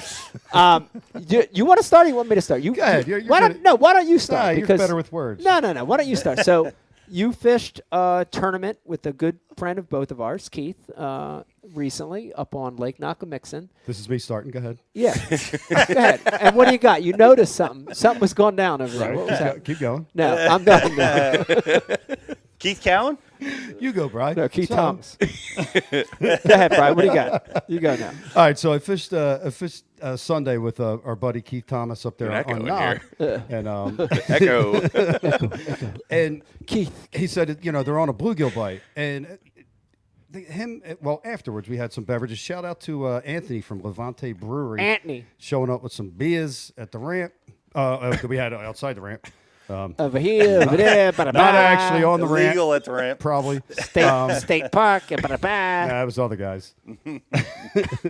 But they were talking about, how difficult that bite is during when the bass are on the bluegill. And I had never thought about it. Yeah. But, you know how the way bass has to eat a bluegill, it's this big round thing. Like, they just can't take it like sideways or from behind. Right. And a lot of times they're just going to hit it. They're just going to head it. Stun it. Yeah. Stun it. And sometimes it'll happen multiple times. And you think about some of the times where whatever you're working, you just pat. Yeah. You said hook and there's nothing there. Yeah. I just got crushed. Happens a lot on a chatterbait. Happens a lot on a swim jig where they, I always call it a headbutt style bait. Yeah. But dude, what timing? Because so Brian started telling me this story, and the two things why this conversation was right on the money was I have a bluegill bait that we're doing with Berkeley. It's getting ready to come out at ICAST. I remember that. I've been fishing it a lot, and it's interesting because I've been trying to learn about the bait and the bites and how you set the hook and all that. But then flash forward to got back from a trip with the family in the camper, and the last day we were staying at a campground, and it had a little pond. And this is probably illegal too, but I don't care. It was a little pond. It was like 5 acres. I mean, little, small pond. And posted all over it. Yeah, no, you could fish there. It was catch and release only. And sanctuary. No, I'm kidding. The bass, there were bass in there, and I saw a few cruises, but you could tell they were just pummeled. You could tell. So Stella's catching bluegill. She had enough. She caught 5 or 6 from that big to that big, and she was like, I'm going back, whatever. I'm like, all right. And I'm like, all right, Vegas, you want to have a little fun, Vegas? Let's have a little fun. Got a little bluegill. Hook that thing in the back. Did a little live line into that bluegill. A little illegal. A little illegal. And, dude, to watch the way that bass hit that thing was incredible. And it's exactly what you just said. It was like out of the 6 bites we got, 4 of the bites, I would watch them, headbutt it, like almost like play cat and mouse with them, boom, hit them another way, like almost closed mouth, dude. Just knocking them. That's crazy. And until he got that bluegill not only stunned, but facing the right way. Right. Facing the right way. Yep. The hell is that? That's the cops. They're here for the bluegill bites. But turns out it is illegal. It is illegal. But it's definitely there's something to that, and something to it with bluegill style baits. There's a bit of an adjustment I think you have to make on the way you hook the fish, on letting the fish get get the the hesitation? bait. So the last 2 or 3 times out with this new bluegill bait that I'm working with Berkeley on, it's about 80-20. 20% of the time, dude, right off the giddy, exactly what I saw at Vegas. Right off the giddy, they headshot it, they've got it. There's one bite, dude, you can't do anything wrong. But 80% of the time, dude, I'm reeling, I feel, and a lot of times I'll see a big boil out there, but he's just headbutting it, know? And what I figured, so my cure for it is to stutter stop it with, like, basically, once I get that first bite, I don't keep reeling it, and I don't kill it. I start stutter stopping it. Yeah. And what's happening as I watch the bait is I'm making that bait turn and get positioned right. Right. And until I started doing that, I was missing some fish, because I was, I'd feel that knock and I'd see the boil and I'd go, and just nothing there. Well, he ain't hitting it with his mouth open, Yeah. But then I started stutter stopping it, and then I don't set the hook until I feel the rod load. Yeah. And that was the cure for this particular bluegill bait, which is a soft plastic. Yeah. And Keith was telling me, like, he, just recently was out there with his son, and he says, hey, they're eating bluegill right now. Yeah. Just don't swing on it right away. Right. And they were dragging football jigs. Yeah. But he says, just wait. Yeah.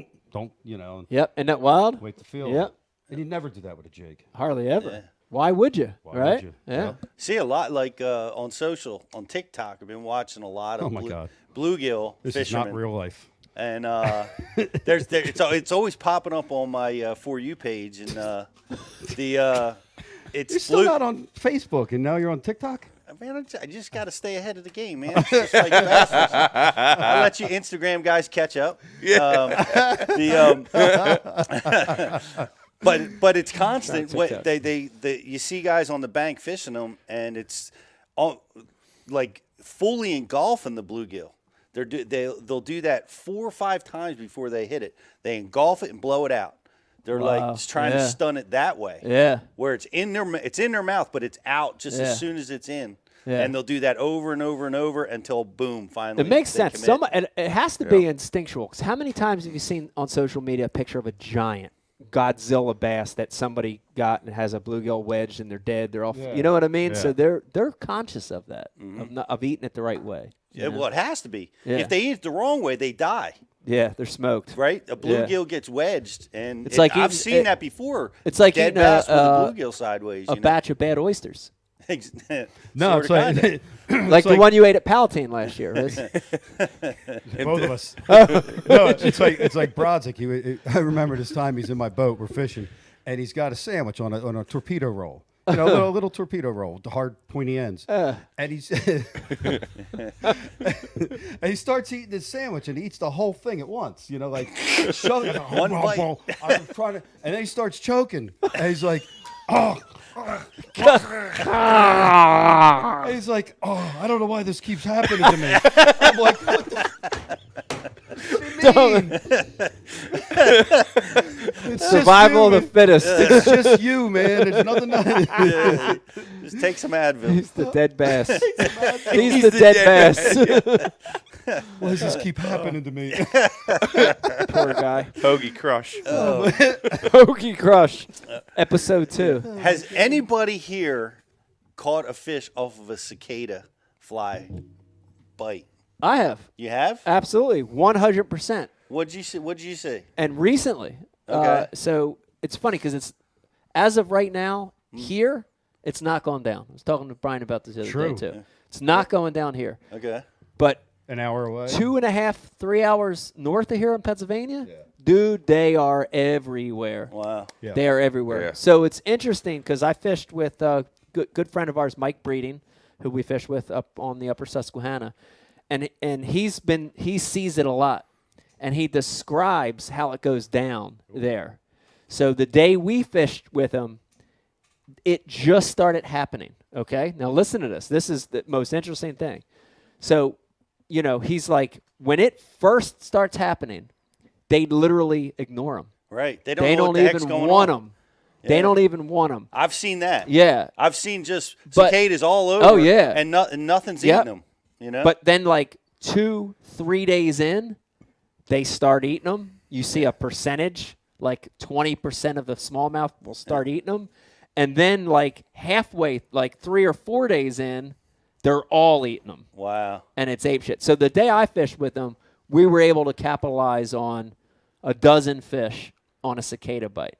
And for that particular situation, we used a popper is what we were using. So you tried to mimic a surface We activity. mimicked a surface bait. We were using a black-colored popper. Seemed like it was the best. Wow. We caught a few on a bone-colored popper. Yeah. But it's interesting how it sort of goes in waves. Oh, yeah. The other interesting thing, and if you're watching and listening tonight and you've experienced cicadas, dude, listen to me, Pete. They do not blow on them like you'd think, right? Yeah. Here's a cicada. It lands. And the wings of... Yeah, it's got this little buzz for a while, then it eventually drowns or whatever, and it's just floating. But you would think in your mind a 2, 3, 4 pound fish would just go on. Dude, we were watching them. The smallmouth we saw eating them was like a trout taking the bug off the top. That's how subtle the bite was. So the clues you need aren't those big giant boils. You just want to see those little, just Interesting. little tiny, and they were 2-3 pound smallmouths eating like freaking trout, dude. Yeah. Craziest thing You I've can ever seen. down in Yeah. Maryland, you can you'll be out on the bay and you can hear where they're at. Yeah. Like off on the east shore, you're. Oh, I yeah. mean, it's so loud. You're miles off the bank, and you're like, okay, they're over there. They're over there. They're not over there, and you can just hear these massive swarms. Oh, it's so cool, man. It definitely feels like we're in a movie. And there's- Yeah. And aliens. Yep. And Cops. Cops are coming after us again. Oh, Using shut up. live cicadas. It's illegal. A buddy of mine, Tim, down on the Potomac, said that he encountered them in a creek where they were trying to fly across the creek, and that's what they were going from one side to the other, and they couldn't make it. Like a major amount of them would just eventually just land in the water. Yeah. And could you imagine he pulled in, and it was like everywhere, just like you're talking about, like trout. And he was like, "Oh man, this is going to be the juice. I'm going to crush them." And they were just a massive school of catfish. Right, Had catfish. discovered them, Yeah. and they were just gorging on them. But imagine this. Imagine you spent 17 years in the dirt. Dirt. To finally break loose, I've get out done there, that. get some sunshine.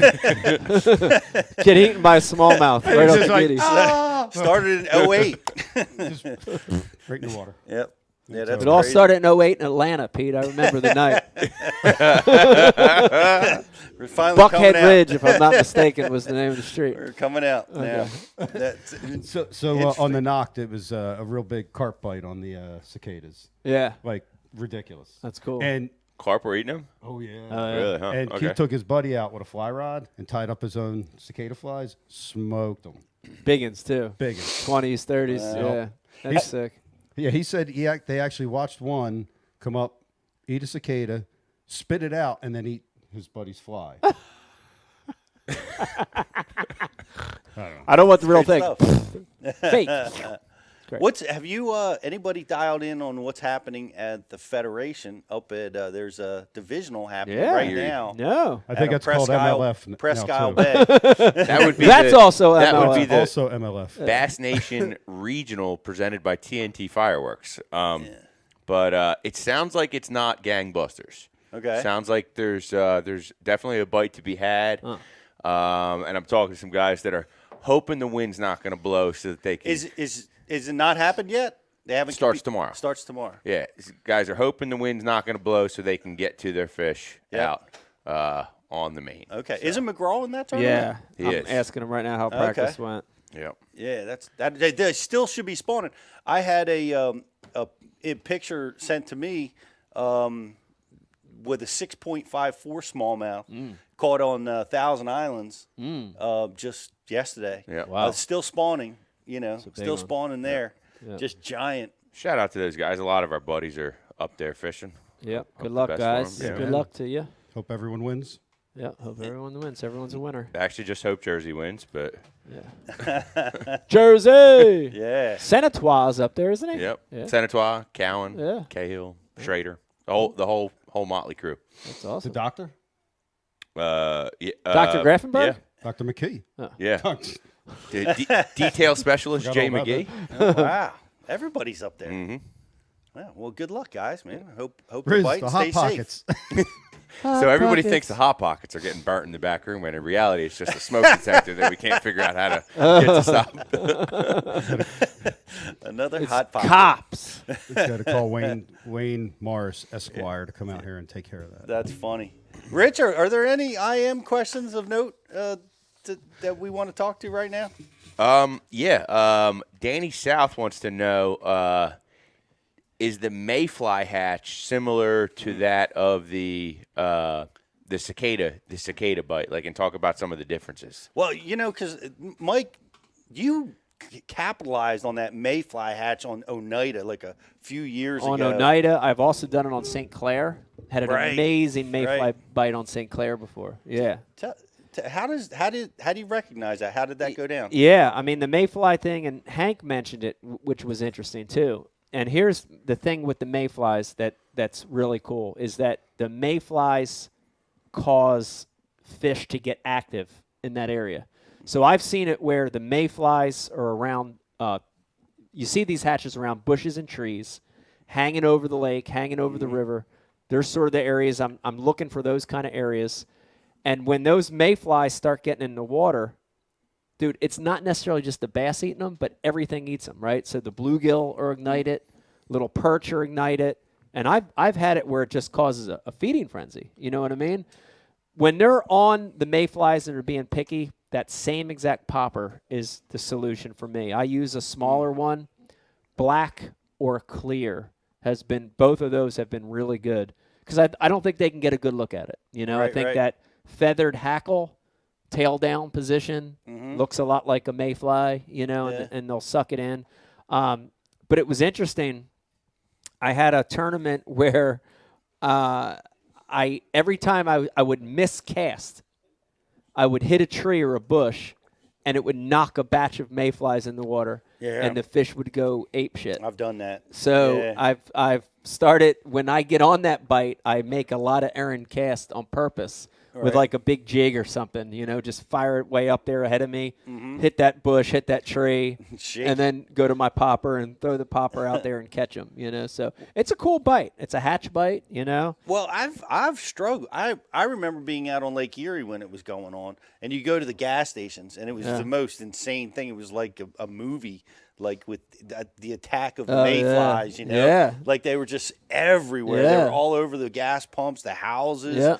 And there was just such a massive quantity that, man, you couldn't catch a fish. Yeah. You know, there's so much easy food that I've found it to be challenging at times. It can be challenging. It can be challenging. I'll be honest, smallmouth I think are easier to catch on the hatches than the largemouth. I think the largemouth, a lot of time the hatch triggers those other fish to show up, and then those largemouth are eating the other fish. Right. You know.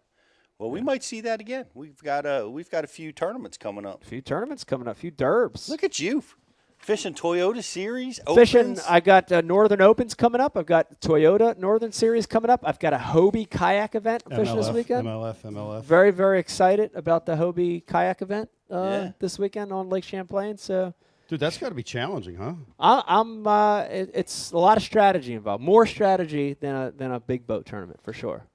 Yeah. Nobody be mad. Nobody get mad at me out there. I think there's more strategy involved in this one.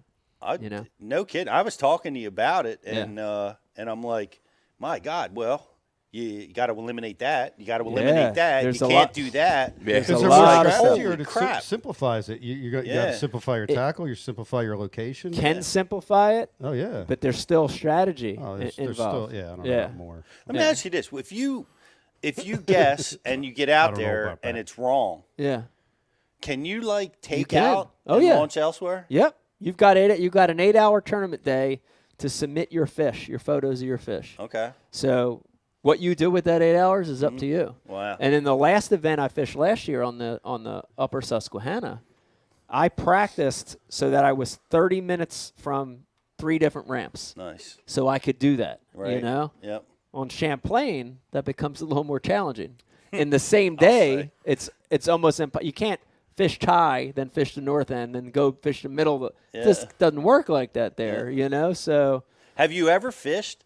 We were talking about the wind. Have you ever fished in the kayak in 2 to 4 foot waves? I've fished in the kayak in some nice waves, but 4 foot waves, no. I would say 1 to 2 foot chop for sure. Handles it really well. Okay. But you know, a 10 to 15 south wind on Champlain, 3-4 footers. Suck pedaling your fish all the way back down to Thai after you weigh in, you know. What's that? I said, it's got to suck pedaling your fish all the way back down to Thai. Yeah. That's a long pedal.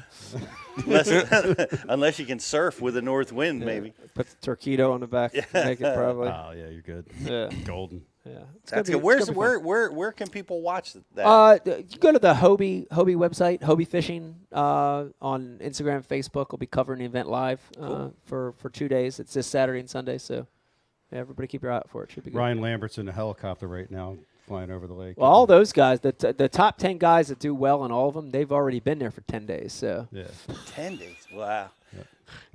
Well, you talk about it like to cover the water thoroughly with a kayak. I mean, it takes 1 day for one area, so you know it's but it's fascinating. The strategy behind it is absolutely fascinating. Can't wait to see how it turns out. Indeed.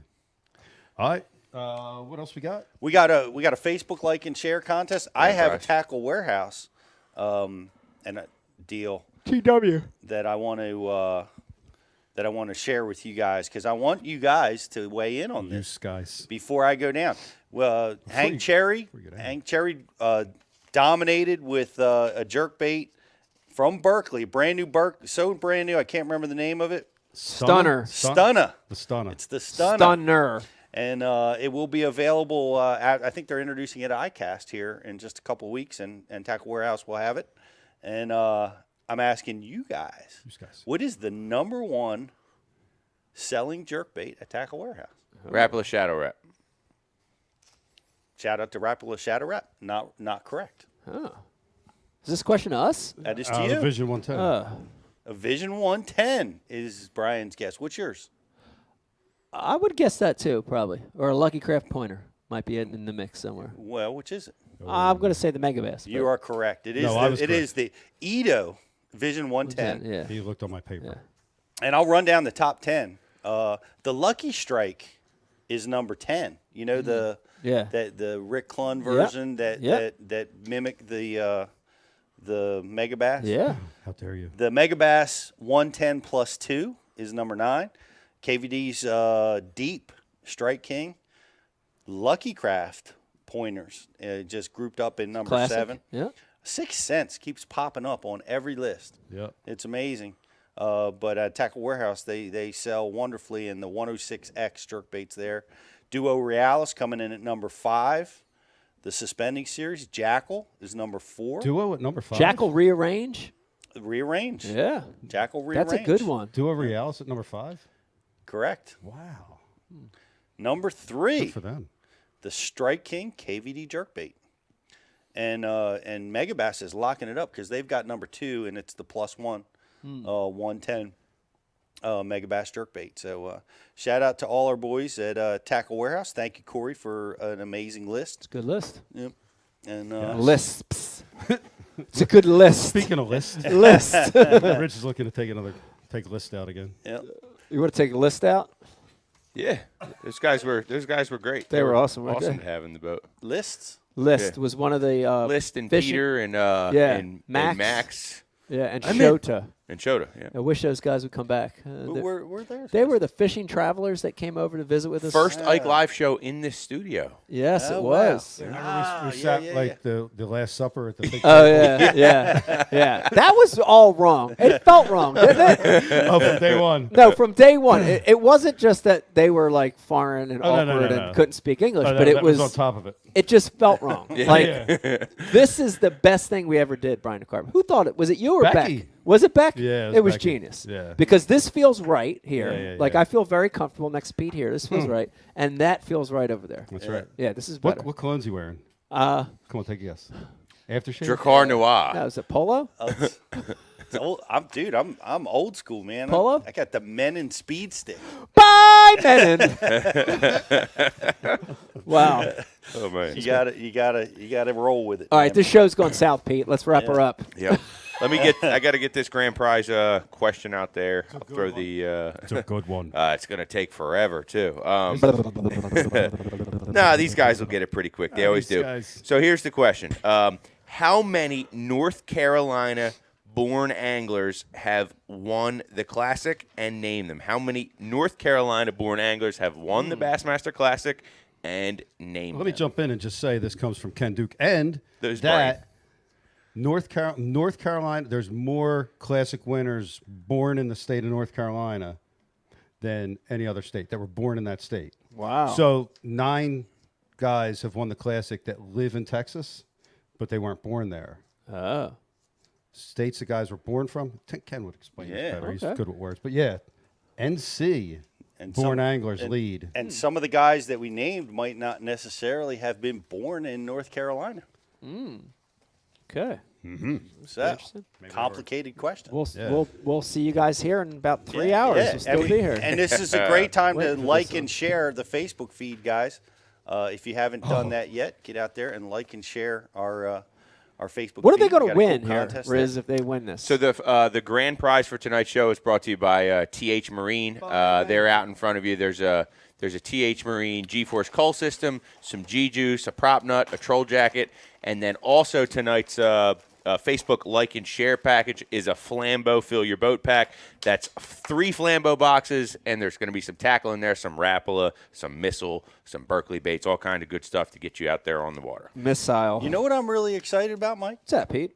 We are launching something brand new very soon at Bass University. Really? What are you talking about? What do you got there? You know about it. I do? You do. Ah. Because you are the star. I'm the star. Take it to the bank.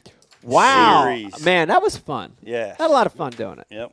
You know, I've worked with this program from day one, and they're all fun. But that one, I had a lot of fun. Like fun. Like it was.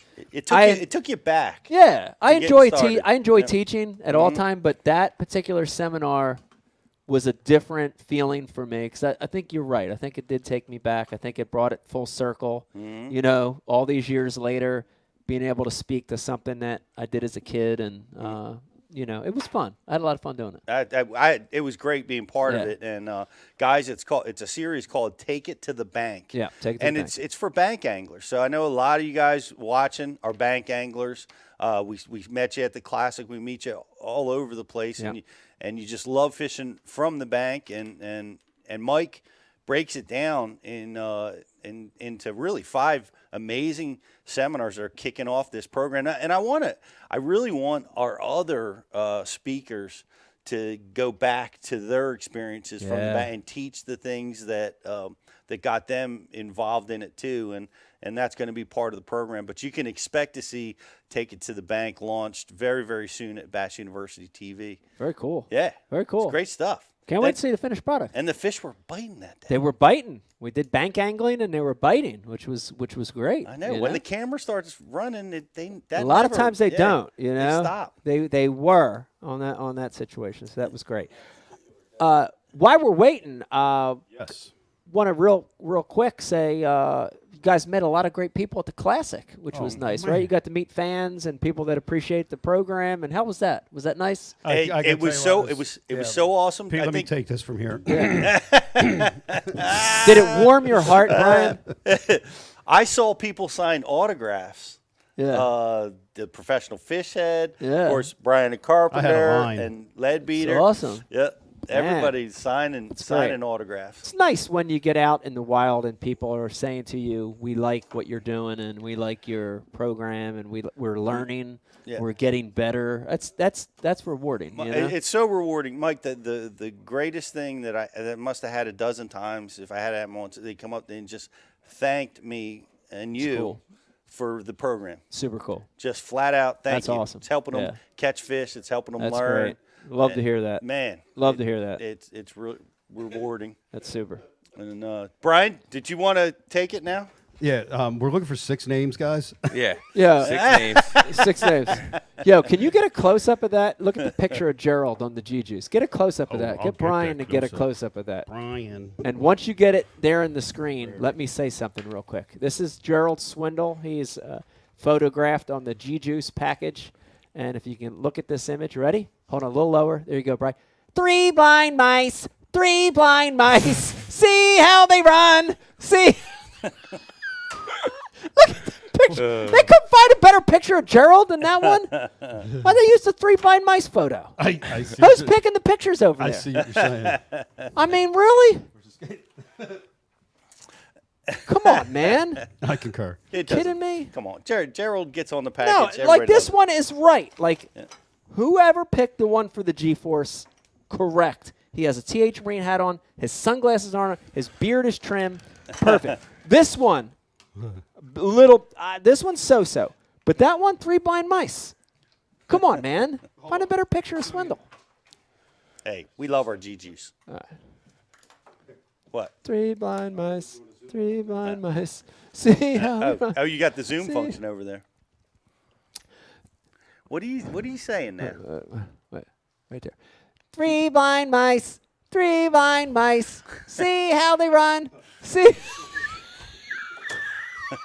All right, so guys, I'm seeing a lot of 3 of the right names on the message board. We're just missing 1 here, and I'm going to throw out a hint there. The Classic that he won happens to be where the Bass University was just filming seminars. The last stop that we were filming seminars. So if you pay attention to our social media, you know what lake we were at. That is the Missing Anglers Classic winning lake. Okay, so let's put it together here. I'm seeing a lot of the right answers, just not in the right order. All right. Well, so I've got something here. Do you have it? Hold on. I think we can get this. So while we were talking to Hank, we got a little video check-in from two-time Elite Series champion Lee Livesey. And Lee had a message for everyone out there. Lee's sponsored by Mick Ultra. Let me see if I can do this. Over here. Oh, my God. Over here, over here. You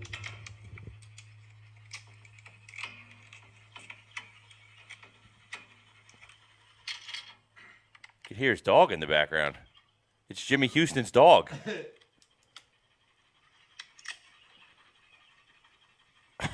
What? Caleb Summerall's a bitch. Changed my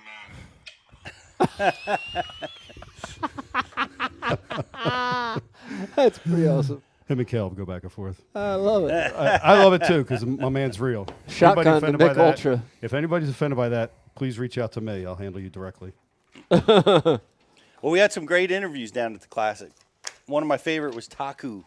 Oh, Taco Ito. Yeah. Oh, I don't know if you knew this, but Yamaha requested that non-competing Yamaha pros did a video on who their pick was. I picked Taco Ito. Is that right? Yeah, he didn't. He had an okay tournament. He Yeah. didn't do great, but Yeah. I think he's a great. Well, you know why? I Because don't he know doesn't why. like catching big fish. Well, I know. He wants tough tournaments. He says that. He's like, big fish pull too hard down in Texas. Yeah. They get around all the cover, and I can't get them. I don't like the big fish. Wow. He should move to Philadelphia then. Right? He'd Fish Delaware. be right at home. Yeah. But the smallmouth love taco, and he says so. Smallmouth love taco, and taco love smallmouth. Wow. So All right. a lot of fun. So he should have two Yep. good tournaments coming up then. Yep. All right. Looking for big things from Taco Ito. Taco Ito was awesome. Yeah. Rich, we ready for? We got a winner? Yep. Oh my goodness. Plan B. No, we still don't. Nope. I told you my 2 hours is right. We're going to. We're actually going to just go into another question here, guys. That might be a little bit easier to get. And if I see the right answer for either one of them, What number is Rich All thinking? right, I'm gonna go pee, urinate, shower. I'll be back. You still will have the answer.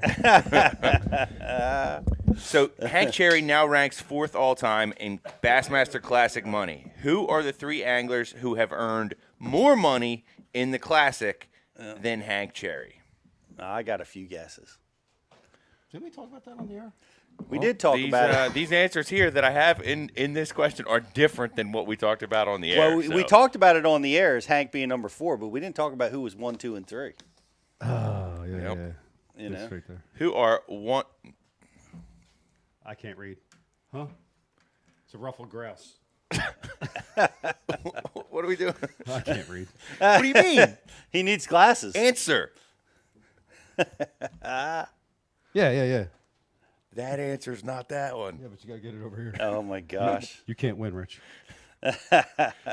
So, Pete, what do you got next, dude? Hey, well, we've got Colo from Humminbird is competing in, what's the name of that thing? The Mega, Yeah. he's the Mega Man Fishing Challenge. I think that's it. But he has the record at 2,700 fish caught in 24 hours, or 2,600. He's going to try to break it by catching 3,000 fish in a 24-hour period. 3,000 fish. 3,000 fish. We got Bash U on him at our interview with him, learning about how he's using barbless hooks and crazy strategies on how to break that 3,000 We mark. have a winner. All right, Riz, talk to us. Yes, the winner of tonight's grand prize trivia question is Howie Range, and the anglers that we were looking for are Randy Howell David Fritz, Hank Cherry, and Hank Parker. Congratulations, Howie Range. Hal Fritz. Okay. Randy Howell was the one that we kept missing. That's why I said, where were we filming last? Lake Gunnersville. Yeah. Randy Howell won his classic on Lake Gunnersville. And that clue got the correct answer. I would like to think so. Yes. So Who's who's Howie Range? I miss. Big Hal. Yeah. Yep. And the last piece of business is tonight's Facebook like and share winner is Tom Purves. Congratulations, Tom Purves. You won tonight's Facebook like and share. It's going to be a great Flambeau Fill Your Boat prize pack. Yeah, bunch of stuff. Guys on YouTube, you guys were awesome again. I swear we're going to get some, find a way to send you stuff. Hit up Alex Neher, harass him. It's all in his hands. Yeah. Hey, thanks for watching there and Facebook, and thanks everybody for all your IM questions. We're going to be back next week with another edition of Bass University Live. And look for Take It to the Bank. By the way, that's the greatest name for a new series that I think we've had at Bass University. I love that. Bank? Take It to the Bank. I would say Second Woods. Take it to the Second Woods. Second Woods. Yeah, that's when we were in middle school. That's where everybody would meet to fight. When you got called out, and got Second Woods. All right. That's that. Well, Take It to the Bank was created by one of our viewers while we were having a Bass University Live seminar, and it was a great one. And we've got a lot of great stuff coming. We will be back here, like I said, next Tuesday at 7 p.m. Thank you, Riz, BTC. Yes. Ike is awesome. Hank it's awesome Cherry. being in studio. Hank Cherry, congratulations, buddy. Thank you, Ken Duke, for all the amazing questions. Tackle Warehouse. Corey, thank you so much. Lee Livesey. Thank you. Summerall. And Caleb, thank you, guys. We'll see you next week. Good night, everybody. Good night.